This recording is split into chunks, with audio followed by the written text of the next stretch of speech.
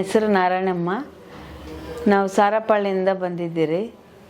ನಮಗೆ ಮೊಣಕಾಲು ನೋವು, ಕಾಲು ಉರಿ ತುಂಬ ಇತ್ತು. 6 ವರ್ಷದಿಂದ ಇತ್ತು. ನಾವು ಬೇರೆ ಕಡೆ ಎಲ್ಲೆಲ್ಲೋ ತೋರಿಸಿ ಮೆಡಿಸಿನ್ ತಗೊಂಡಿದ್ದೀರಿ.